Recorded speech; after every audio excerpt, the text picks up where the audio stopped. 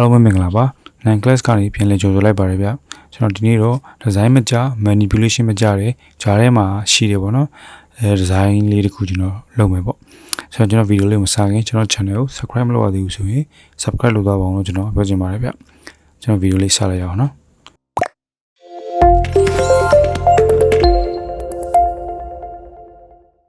်ကျွန်တော်ယူဆုံးတော့ stock photo တွေရှာထားတယ်အယိုးကောင်းပုံရယ်slide လက်ကြားနေထားတဲ့အယိုးကောင်းလက်ပုံရယ်ပေါ့နော်ပြီးရင်ကျွန်တော် canvas တစ်ခေါ်လိုက်မယ်1990 1080 size ပေါ့နော် full 80 size နဲ့ပြီးရင်ကျွန်တော်အယိုးကောင်းကို background တွေဖြတ်ထုတ်မယ်ပေါ့ဒီခါမှာတော့ကျွန်တော် level 3ပြီးဖြတ်ထုတ်မယ်အယိုးကောင်းလေးကို copy ပွားပြီးတော့ကျွန်တော် level 3လိုက်တယ်ပေါ့နော်အဲဒါဆိုတော့အဖြူမဲပို့ပြီးကွဲသွားတယ်အားလုံးတိမှတ်ပါဒါတော့ဒါ basic ပဲလေပြီးရင်တော့ကျွန်တော် quick selection 2နဲ့ select မှတ်တယ်ဒီနေရာမှာတော့ selection တခြားလေးကြည့်စားပြီးမှတ်ပေးပါမလိုအပ်တာတွေမပါအောင်ပါတင်တာလည်းပါရအောင်ပြီးတော့ကျွန်တော် mask ကိုခံလိုက်မယ်ပြီးတော့အဲ mask ကိုကျွန်တော် clean နဲ့လုပ်မယ်ပေါ့နော်ပို့ပြီးတော့တက်တက်ရဖြစ်သွားအောင်ကျွန်တော်ဘန်ဒူးနဲ့ဖြစ်တာမဟုတ်တဲ့အတွက်ဒီလောက်တော့လုပ်ပေးရမယ်ပေါ့နော်ဒါမှအဆင်ပြေမှာပြီးတော့အဲ့ဒီ mask ကိုကျွန်တော်အောက်ကတကယ်လေးရောက်ပေးလိုက်မယ်ပြီးတော့ဘေးနားမှာအမဲ line လေးတွေကျန်တယ်ဗျအဲ့တော့ကျွန်တော် selection ကို contrast တော့လုပ်တယ်1 pixel ပေါ့နော်ပြီးရင်ပြောင်းပြန်လုပ်ပြီးအမဲချဲလိုက်တယ်ဒါဆိုရင်ကျွန်တော်ရိုးကောင်က fine ဖြစ်သွားပြီတိလားကျွန်တော် selection နဲ့ပတ်သက်ပြီးတော့ကျွန်တော် video လေးတခြားလုပ်ပြမယ်ပေါ့နော် basic လေးအခုတော့ကျွန်တော်အများကြီးပြောရလိမ့်မယ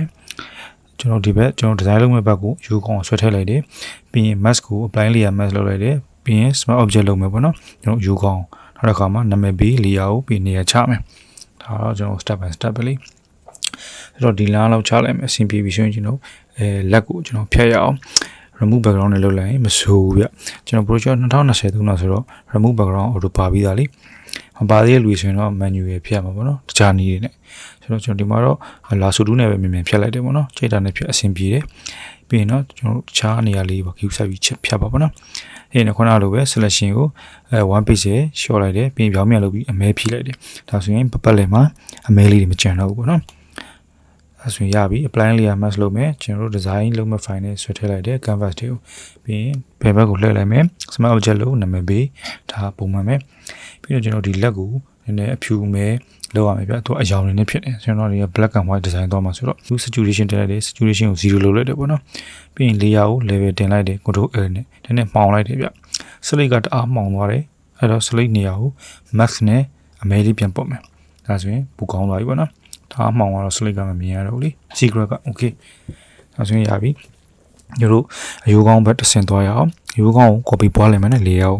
ုအောက်ကရိုးကောင်းကိုအကြီးလုပ်မယ်ပေါ့ကျွန်တော်တို့ liquify နဲ့ liquify ကိုဒီပြီးသားဖြစ်မှာပါဆိုတော့ liquify နဲ့မလုပ်ခင်မှာကျွန်တော်အရင်ဆုံးမထိကျင်တဲ့နေရာလေးပေါ့နော်ကျွန်တော် mask ခံလိုက်မယ် liquify mask ကအနီရောင်နဲ့ပြီးရင်ကျွန်တော်တို့ဒီခေါင်းကိုအကြီးလုပ်လိုက်မယ်ဒါမျိုးပေါ့နော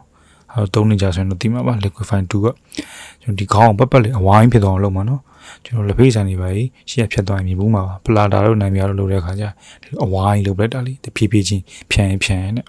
see meat yeah boy အဲ့လိုမျိုးပေါ့နော်မြင်အောင်နေမလားမျိုးလုံးထဲမှာ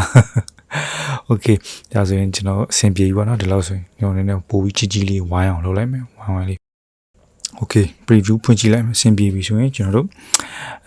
mask ခံလိုက်မယ်နော်အမဲချဲလိုက်မယ်ဆိုတော့ကျွန်တော် background လေးလည်းလုပ်လိုက်မယ်နှက်ပြလေးပေါ့နော်နာမည်ပေးလိုက်မယ်ပြီးရင်တော့ကျွန်တော်ဒီရိုးကောင်းကဒီကမှောင်နေတယ်မကောင်း level တင်ပြီးကျွန်တော်ဖြူလိုက်မယ်အဲ့တော့အဲ့ level ကိုအောက်ကကြီးထားတဲ့အယိုးကောင်းကြီးကိုလည်းကျွန်တော်ပေးဖို့လိုတယ်လေကျွန်တော်က2မှရမှာဆိုတော့ smart object လုပ်ပြီးတော့ဟောဘော level ကို copy ပေးလိုက်တယ်နော်ဒါဆိုရပြီ okay ဒါဆိုရင်ကျွန်တော်အပေါ်အယိုးကောင်းအရင်စအောင်ဇလန်မစခင်မှာကျွန်တော်အရင်ဆုံးရှင်းပြချင်တာဒီ brush တွေအကြောင်းပေါ့နော်ဒီသုံးမဲ့ brush က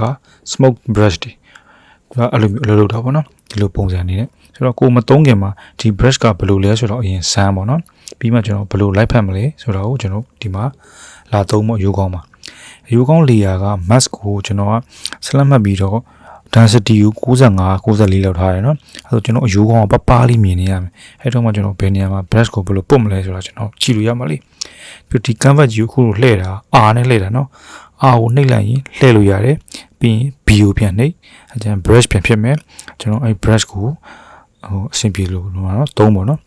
ဆိုတော့ဒီနေရာမှာတော်တော်လေးတော့စကားပြောတယ်ဗျအဲ့ brush ဘယ် brush ကိုဘယ်လိုသုံးပြီးပုတ်ရမလဲဆိုတာ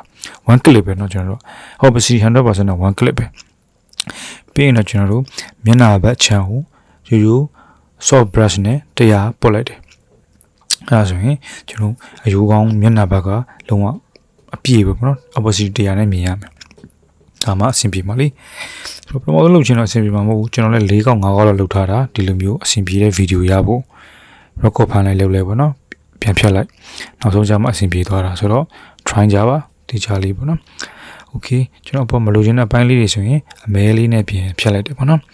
ပြီးတော့ mask ကလည်းအခုလောလောဆယ်တရားဖြစ်သွားပြီလား density ကလောက်ဆိုရင်မဆိုးလို့ပြောရမယ်ဗျဒီလောက် design ဆိုရင်အောက်ကခေါင်းအကြီးကြီးကျွန်တော်လုပ်အောင်ကျွန်တော်ခေါင်းကြီးလို့ခေါ်တယ်ဝေးခေါင်းကြီးလေပေါ့နော်ဆိုတော့ brush ကိုမဆန်းမလုပ်ခင်မှာအရင်ဆန်းကြည့်ဒီ brush ကဘယ်လိုပုံစံထွက်မလဲဆိုပြီးမှဘယ်ဘက်ကအရင်ဘယ်ဘက်ကအဖျားထားအောင်လေပေါ့နော်အဲဒါဆိုမဆိုးဘူးဟို brush တွေအများကြီးရှိပေါ့နော်ဒီ smoke brush တွေကျွန်တော်ဒီ video ရဲ့အောက်က description ထဲမှာဒီ brush တွေရဲ့ link ထည့်ပေးထားတယ်အဲမှာသွား down ပြီးတော့ကိုယ့်အကူ design လဲလုပ်လို့ရတယ်ပေါ့နော်ကျွန်တော် free ပေးထားတယ်ဒီ brush တွေကိုဆိုတော့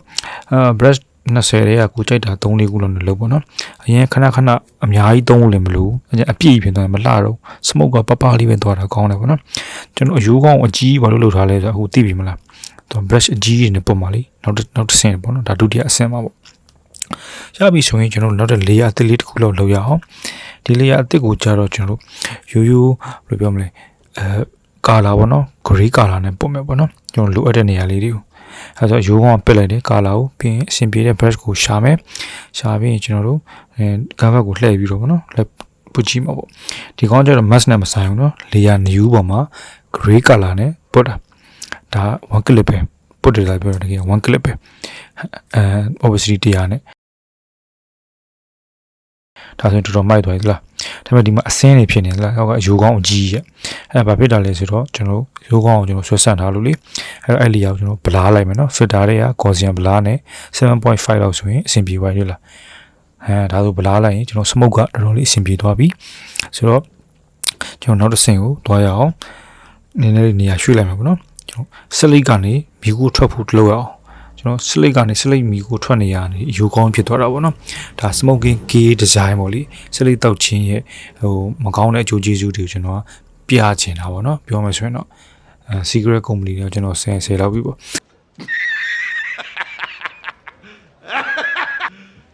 You serious? ဆိုတော့ okay brush အဆင်ပြေအောင်ရွေးမယ်ရွေးပြီးကျွန်တော် brush ကိုဘယ်ညာလှည့်လိုက်တယ်နော် brush setting ထဲမှာဆိုတော့ flip လုပ်လိုက်တယ်ဆိုရင်ကျွန်တော်အဆင်ပြေလာရသွားပြီပေါ့တို့လေ layer အသစ်ပေါ်မှာမီကိုရောင် color နဲ့ပဲကျွန်တော် one clip ပဲနှိပ်လိုက်တယ်နော်ပြီးမှအဲ့ဒါကို control T နဲ့ကျွန်တော် select ပေါ်မှာ copy ဖြစ်အောင်လို့ web tool လေးသုံးပြီးတော့ကျွန်တော်လုပ်တယ်ပြီးရင် modular လေးခဲပြနဲ့ဖြတ်လိုက်တယ်ပေါ့နော်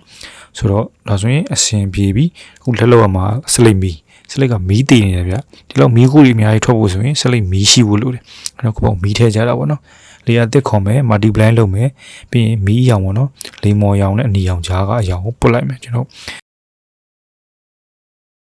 ်ပြီးမလိုရာလေးပြန်ဖြတ်မယ်အခုဆိုရင်နည်းနည်းမှောင်နေသေးတယ်ဆိုတော့ကျွန်တော်စမ်းကြည့်အောင်ကျွန်တော်ထင်တာတော့overly soft light highlight ပေါ့နော်အဲ့ဒီတစ်ခု highlight ကမစိုးဘူးအဲ့တော့ highlight တလီယာနောက်တစ်ခုကျတော့ multiply တလီယာနှစ်ခုပွားလိုက်တယ်နော်ဒီလိမ္မော်ရောင်လေယာကိုပဲဒါဆိုရင်တော်တော်အဆင်ပြေပါတယ်သလား opacity လေး short လိုက်ဒီလောက်ဆိုရင်ကောင်းပြီပေါ့နော်။ဒါဆိုရင်ကျွန်တော်တို့ပြီးပြီပေါ့နော်။ layer တွေအလုံးကိုဆက်လက်မှတ်ပြီးတော့ group လို့နာမည်ပေးမယ်။ပြီးရင်ကျွန်တော် background နည်းနည်းလုပ်ရမှာဗျ။ background ကအပြာကြီးပဲမဟုတ်ဘူး။အထောက်မှာအမဲလေးထည့်ခြင်းနဲ့အဲ layer အသစ်လို့အမဲဖြည့်ပြီးရင် selection အဝိုင်းလောက်ပေါ့နော်။ဒါမျိုးလောက်ပေးလိုက်မယ်။အဝိုင်းနဲ့ပြီးရင်ကျွန်တော်တို့ selection ကို feather လုပ်လိုက်မယ်300လောက် shift F6 နှိပ်ပြီးတော့ပြီးရင်အဲ့ဒါကို delete လိုက်အလဲကအမဲမရှိတော့ဘူး။ပြီးရင်ဒီ layer ကိုနည်းနည်းလေးကြီးလိုက်မယ် multiply လုပ်လိုက်မယ်ကျွန်တော်ဗလားလုပ်လိုက်မယ်အဲ့အမဲလေးရောက်ပဲပြီးတော့ကျွန်တော်ဒီမေးစီကပြက်နေတာမကောင်းယူအောင်အဲ့တော့ကျွန်တော်အဖြူပြန်ချဲပြီးတော့အဆင်ပြေအောင်လို့ဒီလိုမျိုးလုပ်လိုက်မယ်နော်ဒါဆိုရင်တော့မစိုးတော့ဘူးအဲ့ဆိုရင် text ထည့်ရမှာပေါ့နော်ကျွန်တော် smoking key ပေါ့နော် font ကတော့အ giant ဆိုတော့ font ပဲဒီစာကတော့ကျွန်တော်ဒီ slate တောက်ချင်းရပေါ့နော်မကောင်းတဲ့ကြိုးကျေးဇူးတွေကိုတည်တည်လေးရွေချက်နဲ့